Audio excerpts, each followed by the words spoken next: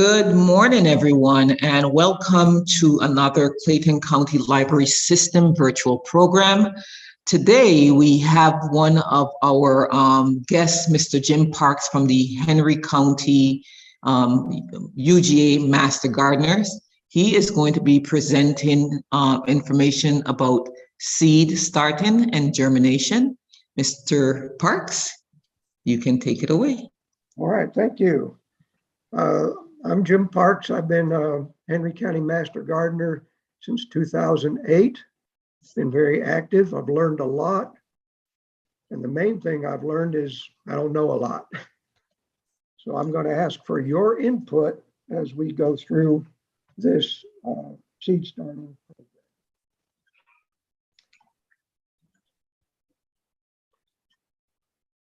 All right, how do I get this next slide?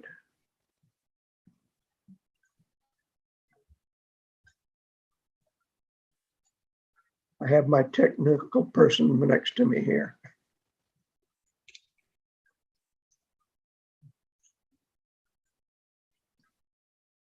Okay, there we go. There we go. Let's get growing. We're going to talk about seed planting success.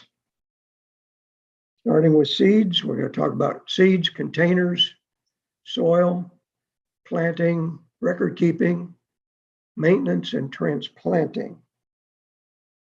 Remember to share your experiences with us because we all glean more information from each other.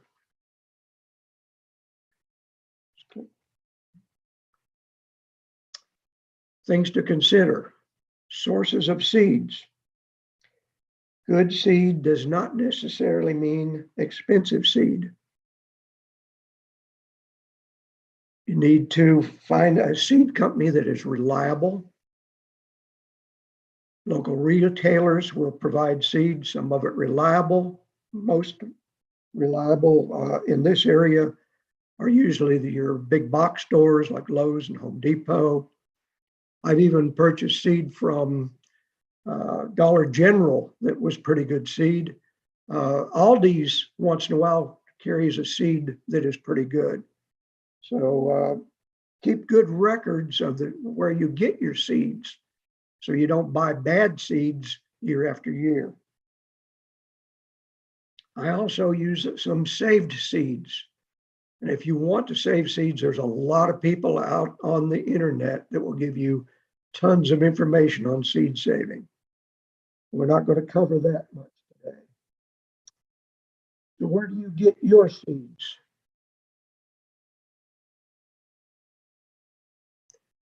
I buy some of my seeds from a retailer in Jonesboro named Swent's.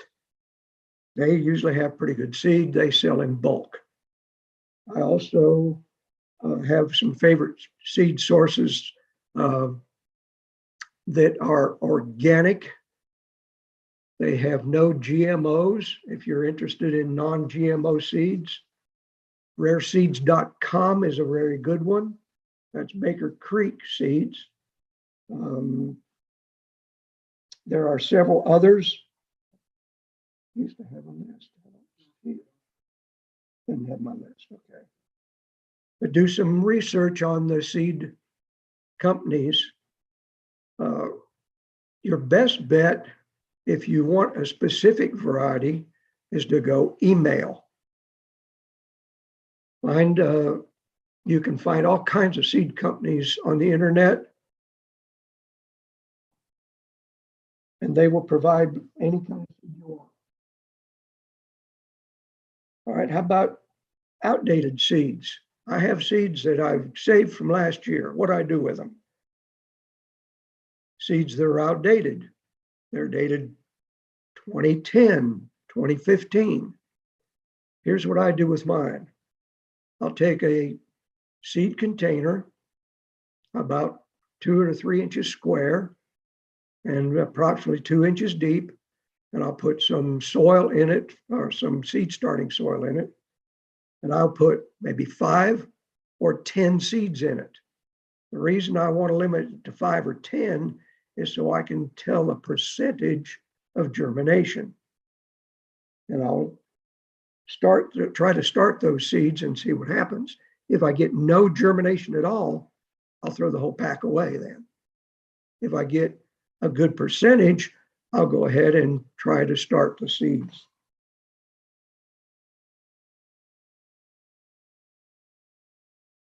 When you're seed starting, we're going to look at containers. Oh, I guess I need to do this. We're going to look at containers. You can use flats with or without cells. Here's a picture of one that Jiffy provides that has cells in it. They're preformed, where are they? Sphagnum moss pressed into these forms.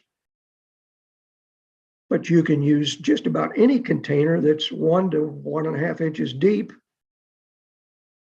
any size. Sometimes I use meat trays, wash them out real good.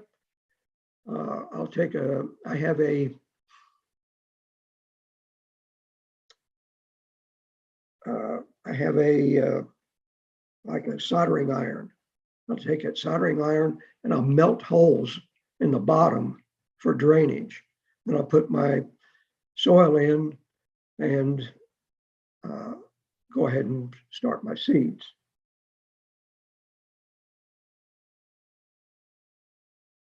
One of the most unusual containers that I've seen used is that old shoe. You may have other old containers that you use. Let me know. Transplant containers. Transplant containers, you need to realize the size of the root ball of your plant before you choose a container for transplanting your seedlings. If the finished plant has a large root ball, you want to use a larger tray to put your transplant in. If it's something that has shallow roots, you can use a smaller tray. Do a little research on your plants and see what size you need. Remember, transplanting transplanting slows the plant growth until the plant recovers from the shock of transplanting. So don't expect it to jump up when you first transplant it. Soil, seed-friendly soil. You want soil that does not pack hard. Georgia clay packs pretty hard, so you don't want to use your Georgia clay. You want soil that allows the germination and the root growth. For your seed starting, a soilless mix is very good. Jiffy Mix is a good brand, but there are several others out there in your big box stores and also at places like Swent's or Tractor Supply. They have seed starting mixes. Look for a seed starting mix. I use Jiffy Mix or a similar mix, but I custom mix that. Can you see this picture of the cocoa coir? This is a renewable resource. Peat moss is not renewable, so I try not to use peat moss. I add a little bit of the cocoa coir to my seed starting mix. It retains moisture a little bit better. You could use the sphagnum moss, but again, sphagnum moss is not a renewable resource unless you want to wait 4 or 5 million years. And I don't think I have that much time. The coconut coir comes in a block and it's hard like a brick. You just add water to it and it expands 10, 15 times the size of that brick. And it's a very good addition to your soil. Okay.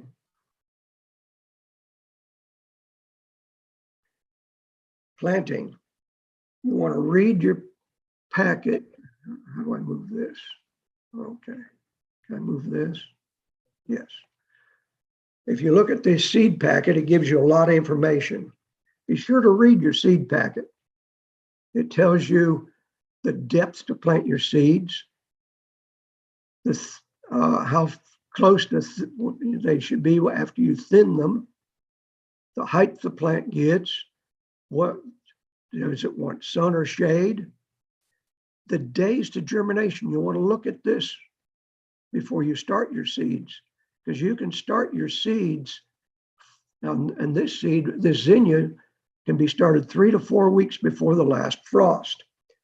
In our area, the last frost is around March 20th. Yes, it did fool us this year. So I think we've already had our last frost. But the zinnias should have been started a month ago. So this particular seed, we're a little late starting it. Although it takes only 5 to 10 days to germinate, we could still start it and have success. But be sure to look at what it says on your seed packets to know when to start your seeds and when to expect germination.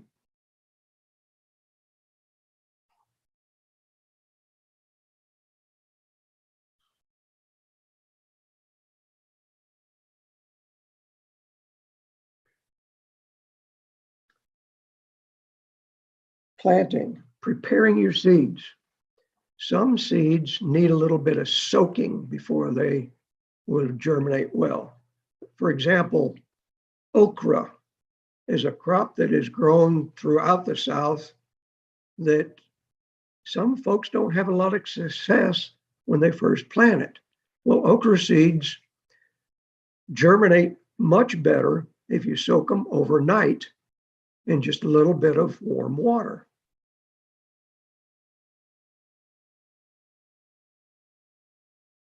All right, when you get ready to plant your seed, you need to line your container. If the holes are a little large and your soil is going to go through, line the container with something. We use coffee filters. You can use paper. You can get ground cover, that black stuff that you put down for your plants so that water will go through, but the weeds won't come up. Well, you could cut those in small pieces and put those in the bottom of your pot. Wood chips, fine wood bark, they will all work well in the bottom of your container so that your soil doesn't run through while you're waiting for your seeds to germinate and come to a size that can be transplanted. Prepare your potting mix. If you're going to add a little coconut coir, go ahead and do that and mix it well. But I recommend you soak your potting mix until you can squeeze it and it'll stay in a ball in your hand, but no water comes out. And if you touch it with your finger, then the soil will separate. So have your soil moist before you put your seeds in the mix. Then go ahead and put your planting medium in your container, press it down lightly, put your seeds on top and lightly press them, then take a little bit more mix and cover your seeds. Again, if you look at the seed packet, it tells you how deep your seed should be planted. That should be the depth of the potting mix you put on top of your seeds once they're in the container. Then lightly press those down. Be sure to put a label on those plants. If you're like me, you'll say, well, I'll remember what that is. And 10 minutes later, you've forgotten. Be sure to label your plants so that when they come up, you know what they are.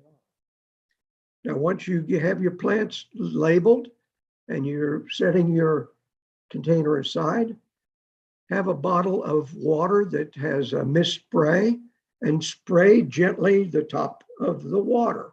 The top of the soil. Some seeds need a little heat, especially peppers. If you're going to start peppers from seed, you'll need a little bit of heat under them. Tomatoes also will take a little bit of heat, and most seed will take a little bit of heat. If you don't have a heat mat, and they're available on the internet or from some of your better seed supply places. Another thing you can do is you can take your planting tray and set it on top of an appliance that has a little bit of heat when it's operating. For example, a refrigerator. Just take your plants and set them on top of the refrigerator, and that little bit of heat from the refrigerator will help your plants germinate. Cover your container with maybe a piece of plexiglass or a piece of clear plastic, or if you don't have those, even saran wrap will work. Or I've even taken a solo cup and used it as my seed tray and put a sandwich bag on top of it and a rubber band around it, and created a little greenhouse.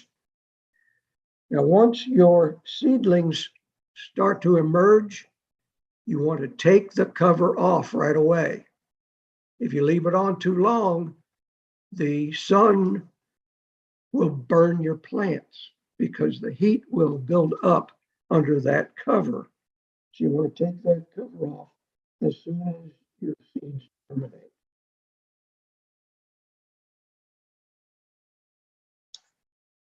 Record keeping. You want to keep good records of your seeds that you plant. Not only do you want to put your label in the container, you might want to keep record of what you plant from year to year and what success you have. For example, if you are planting, say, an heirloom tomato, and you've planted it this year and you only got 2 tomatoes off the plant. And next year you plant it and you only get 2 tomatoes. Maybe you don't want to plant that anymore.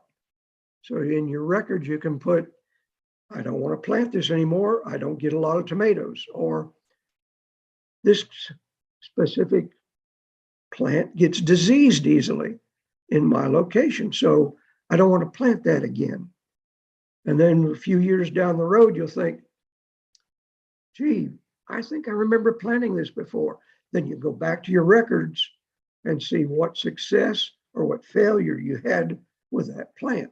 So it's really important to keep accurate records. I keep mine on an Excel spreadsheet. That way I can look at it from year to year. I use a numbering system. I have a tag with a number on it. I stick it in my pot. My larger pots, I actually number the pots. I put a number, I have a label maker and I put a number on the pot and I know what's in that pot. So when I come in the spring and my pots are sitting outside and something starts to sprout and the weather has worn all the words off my label, I have the number on the pot. I can go back to my records and tell exactly what was in that pot. So keep good records. Consider these things in your records: the date of sowing, the date of transplanting, the source of the seed, the name of the seed, for example, the beefsteak tomato or jalapeno pepper. Remember, you can calculate the percentage of germination. How do you keep your records? Is there something you can suggest that would make my record keeping better? I'd like to know it.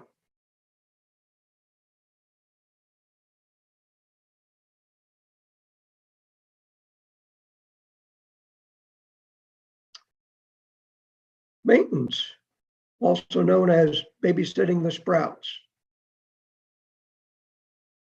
Moisture. You want your soil moist, but not soaking wet.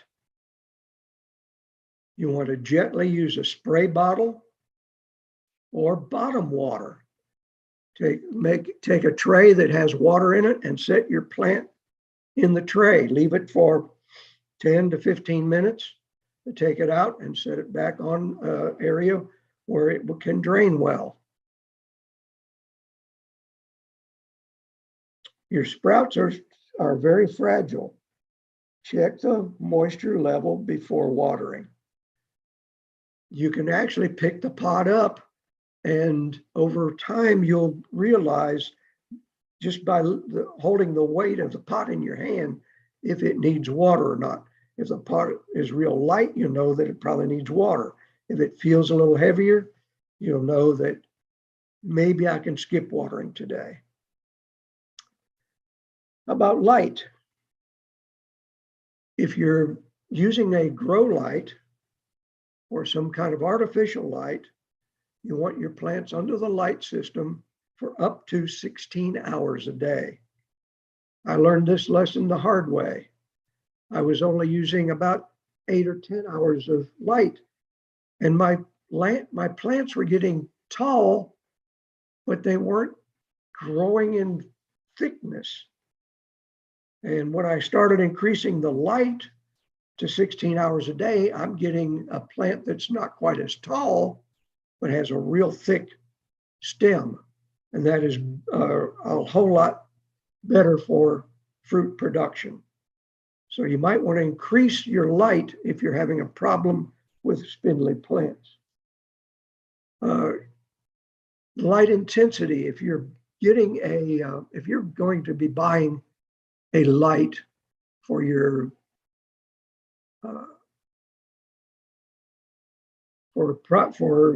plant growth, try getting something that has 5,000 lumens. That sounds like a lot, but your LED fixtures that are similar to the old fluorescent tube fixtures, those LED fixtures, a lot of them have 5,000 or more lumens, and that is very good for your plants. You want at least 1 to 2 inches of space between the top of the leaves and the bottom of your light.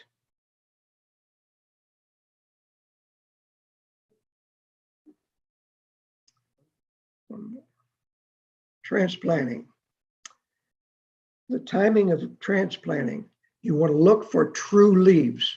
When your sprouts come up, they have a leaf that's called a cotyledon. You don't have to remember that name. It's just a leaf that does not look like a true leaf. It's basically a seed leaf.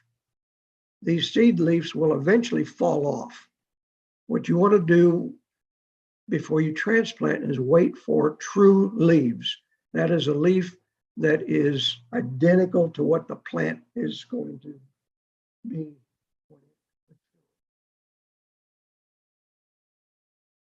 Timing is very important. Too early may traumatize your seed. Too late can cause a disease called dampening off and make the plants die. A good indicator is the true leaf. The soil for transplanting should be a little bit more nutrient rich than the soil you used for the seed to start. So you want to use a good potting soil. Purchase a potting mix or customize a mix. I use a mix that includes perlite, some sand, coconut coir, and a potting soil, and some very fine pine bark in different ratios. So you want to look for and experiment with different soil mixes. Moisten your soil before you put the transplants in. A good moisturized soil will help the roots start to grow more quickly. You want good drainage in the container because you don't want it to hold too much moisture that will cause root rot. Excuse me. When you're transplanting, be sure to hold the plant by the leaf, not by the stem. If you damage the stem, it could cause some dampening off disease, or it could crush the stem to the point where you're not going to get good moisture to the leaves, and that will also kill the plant. So take a fork or a fine branch and gently pull the plant up by the root with something under the root to pull up. Hold the plant by the leaf and then make a hole in your transplanting soil that will accommodate the root ball. Set your transplant down into the rooting medium and lightly press the soil around the base of the plant. Then use your spray bottle again and lightly water the plant. Again, you want to watch your plant over the next few days and make sure your moisture is good in the soil. Don't overwater, don't make it muddy.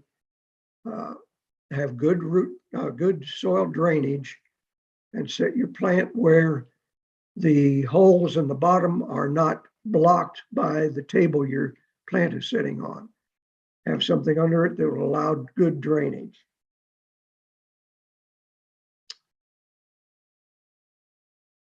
Any questions? Yes. You're talking about the seed, the plant, transplanting your seedling or your plant. Yes. Can we use those decomposable seed starters and put those directly into whether it's the dirt in the pot or directly into the ground? Absolutely. They biodegrade, but some of them take a little longer than others. So be on the safe side when you go to plant it in the ground, or if you go to put it in a bigger pot, pinch the bottom out of that container. They're very easy to just take the bottom out of because they're going to be moist and they're going to be a little bit fragile. So I just grab the bottom and squeeze it, and the bottom usually will come right off. Then plant it. That gives your roots a little bit easier time to get out of the pot. Is that better than because you said it takes once you're transplanting the plant, it takes a little while for it to catch itself.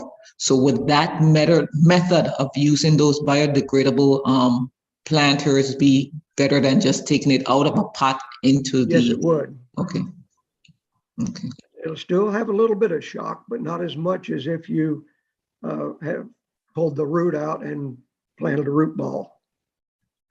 Okay. Because the less you disturb the roots, the better your success is going to be.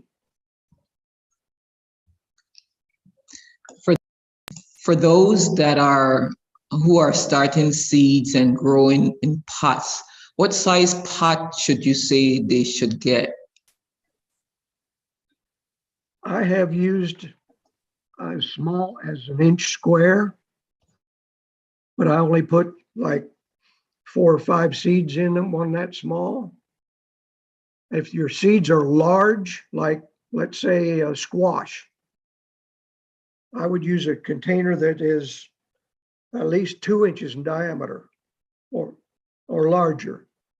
But you can start seeds in any container that is bigger than an inch square. You could use a 12-inch square, or you could use a 14-inch.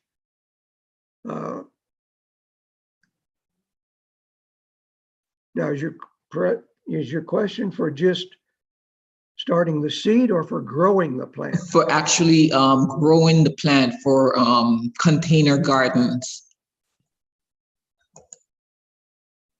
It actually depends on the plant that you're wanting to grow. For example, I grow my jalapenos in a pot. I have better success with them than I do in the ground. But I use what's called a patio planter, and they're like 18 to 24 inches in diameter, and they're a good 14 to 18 inches deep. But I can put 3 jalapeno peppers in that pot. Now, if I'm going to put a tomato in the same pot, I'm only going to plant 1 tomato. So you need to take into consideration the habits of the plant. For example, your pepper does not get real bushy and heavy like a tomato. So I can put 3 peppers in a pot that size. But the tomato gets a lot bushier, and it needs air flow around the branches. So I only put 1 tomato in a pot that size. Yeah. So, but go back to your seed packet, and it'll give you some information. Some seed packets don't give you the information you need. There are sources on the internet. For example, Johnny's Select Seed gives you a lot of information about planting, the size of the plant, the pot, etc. And there are other places on the internet you can find that information. Was that helpful? Yes, thank you.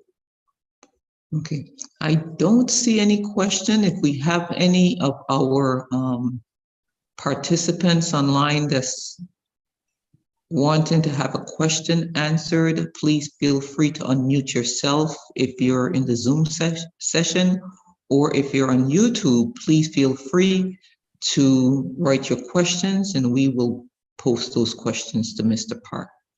All right. Okay, in the meantime, since we don't have any questions, I just want to remind our audience that the headquarters library has begun its seed library, and it is open to all Clayton County residents. There's no library card that is needed to participate.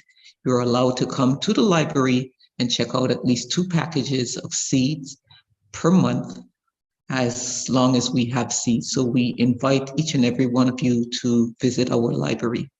We want to thank Mr. Jim Parks for presenting this workshop on seed starting and germination. And we look forward to having you next month for another gardening workshop. Have a great day. Thank you, Mr. Parks. All right, I'd like to add that if you need some further information, your county agent is an expert place to go. That's right. Thank you for that. We did have a question come in on YouTube. Okay, there we go. The question says, what planting zone do we live in? This is zone 7B, 8A. We're actually a little bit of both.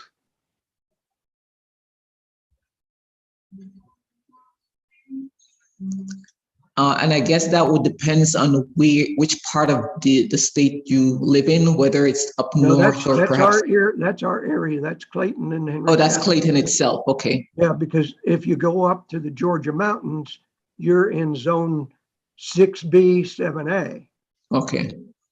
And if you go south, say down around Savannah or further south, you're in zone 8 or 9. But in Henry and Clayton County, we're in 7B, 8A. Now, there are what's considered microclimates. For example, if you're in a low-lying area, when the cold air comes in, it seeks the lowest point. So you may be in a low-lying area, and instead of being in zone 7B, you might be in 7A, just because of where you are in the county. Now, if you're at a high place, you may be pushing 8A close to 8B. Okay, great. I think you answered the participant's question. She did mention. Thank you for that. Okay, are there any other questions? Okay, I don't, well, let's see. Oh, there's one question. Can you freeze seeds? I have never done that. I have heard of folks that have success doing that. A lot of people refrigerate. I just keep mine in a cool, dry place. Now, there are some seeds that won't germinate unless they've had a real cold season. So a way you can get around that is take them and put them in your refrigerator for the number of months that the seed requires for that cold period. For example, a dogwood seed will not germinate unless it's been out in the cold all winter. So if you take a dogwood, there are several. Redbud is the same as a dogwood. Take them and put them in a plastic bag with some sphagnum moss and a little bit of moisture. Put them in your refrigerator for 4 to 6 months. Then plant the seeds. They just require a cold period before they'll germinate. And you mentioned earlier in the presentation that sometimes seeds do get old and or expire. And so what would cause that to happen? Basically, it's the moisture in the seed itself. Okay. Your seeds look like they're very dry, but there's a little plant inside that seed, and that little plant needs moisture to survive. That's why some seeds require different requirements before they'll germinate. For example, I said that if you soak your okra seeds, you have better success. Well, they have a hard coat, and then you have to soften that hard coat before you get enough more moisture in that seed for it to germinate. There are some seeds that you actually have to, they call it scarify, which means you have to either nick the seed or let's take the dogwood again, for example. A dogwood has a very hard seed coat. So what I do to germinate a dogwood is I'll take some sandpaper and I'll rub that, then I'll soak the seed so that I know that I'm getting moisture into that little seedling that's inside that seed.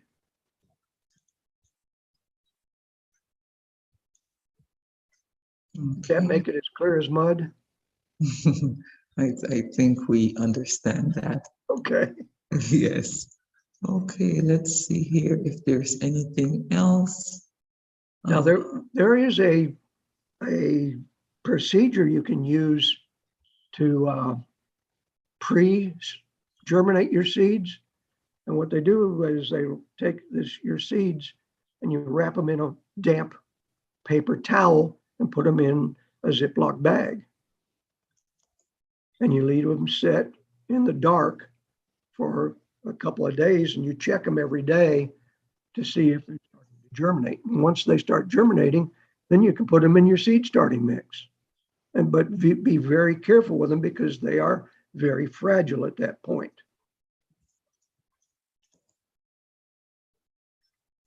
I've used that method, and the problem I've had with it is the root of the seed wants to go through that paper towel. So you have to be very gentle and cut the paper towel away from the seed root and plant a piece of the paper towel with a root. But it works very well. Yes, I've actually tried that myself. And, like you said, the paper towel kind of get intertwined with the root, but it doesn't really harm it. For me, my experience is that it didn't really harm it. I simply planted it and it was fine. Yeah. Okay. Okay. So I don't see anything else. And again, this was a lot of great information. We thank our participants for joining us. And Mr. Parks, we thank you for doing today's presentation. And again, I invite all of our participants, please spread the word. We will have another gardening workshop covering another topic on April 21st at noon. Until then, have a good afternoon.